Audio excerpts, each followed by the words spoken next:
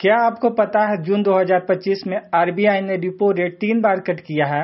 या चाइना ने भारत के लिए रियर अर्थ मैग्नेट्स का एक्सपोर्ट रोक दिया है और एक नए कोविड वेरिएंट ने फिर से हेडलाइन बना ली है। इस वीडियो में हम लेकर आए हैं जून के सबसे इम्पोर्टेंट करंट अफेयर्स। तो चलिए बिना टाइम वेस्ट किए शुरू करते हैं माइंड वोल्ट एजुकेशन के साथ। सबसे पहली और बड़ी इकोनॉमिक अपडेट आई है आरबीआई की तरफ से।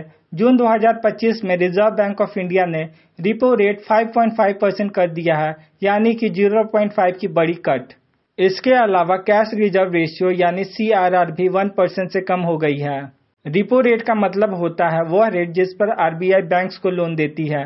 जब रिपो रेट कम होती है तो बैंक लोन सस्ते हो जाते हैं, लोग ज्यादा लोन लेते हैं और इकोनॉमी ग्रो करती है। यह आरबीआई का तीसरा रेट कट है 2025 में, जो दिखाता है कि आरबीआई एग्रेसिवली ग्रोथ को सपोर्ट करना चाहती है। जून 2025 में एक और पॉजिटिव खबर मिली। भारत ने अब तक का सबसे बड़ा फूड ग्रेन प्रोडक्शन रिकॉर्ड किया है। टोटल प्रोडक्शन 354 मिलियन टन्स, जिसमें वीट 117.5 मिलियन टन्स और राइस 149 मिलियन टन्स है। यह किसानों के लिए एक बड़ी सफलता है और भारत के फूड सिक्योरिटी के लिए एक पॉजिटिव सिग्नल भी। इस रिकॉर्ड से भारत ग्लोबल फूड एक्सपोर्टर के रूप में और स्ट्रांग होगा। दोस्तों, टेक्नोलॉजी सेक्टर में एक और टेंशन वाली खबर है। चाइना ने रियर अर्थ मैग्नेट्स का एक्सपोर्ट इंडिया के लिए रोक दिया है। यह मैग्नेट ईवीज, मोबाइल फोन्स और डिफेंस मिसाइल जैसे प्रोडक्ट्स में यूज होते हैं। इसकी वजह से इंडिया की इलेक्ट्रॉनिक और इलेक्ट्रिक व्हीकल इंडस्ट्रीज पर सीधा असर पड़ा है। यह इशू भारत की इंडस्ट्रियल सेल्फ रिलायंस और सप्लाई चेन सिक्योरिटी के लिए सीधी वार्निंग है। जून 2025 में एक नए कोविड वेरिएंट XFG ने अटेंशन ग्रैब किया। इंडिया में लगभग 7,000 एक्टिव केसेस रिपोर्ट हुए, जिनमें से 163 केसेस XFG वेरिएंट के हैं। यह वेरिएंट ज्यादा संक्रामक है, लेकिन सिम्टम अभी माइल्ड बताए गए हैं।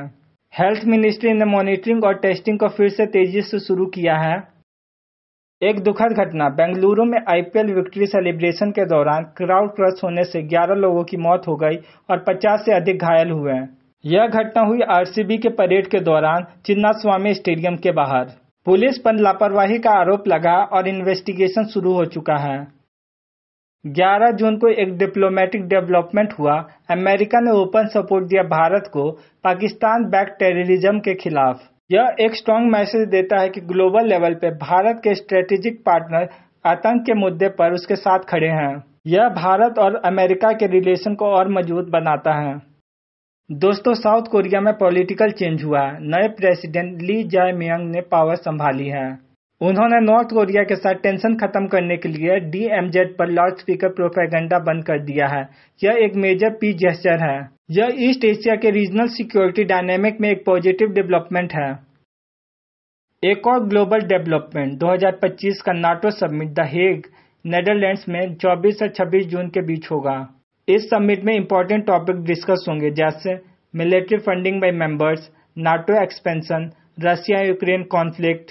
दोस्तों, अगर आपको वीडियो हेल्पफुल लगा तो लाइक करें, कमेंट में जरूर बताएं कि आप कौन से एग्जाम की प्रिपरेशन कर रहे हैं। और हाँ, सब्सक्राइब करना ना भूलें माइंड वोल्ट एजुकेशन को, जहां हर दिन आपको मिलते हैं इंगेजिंग और पावरफुल स्टडी कंटेंट।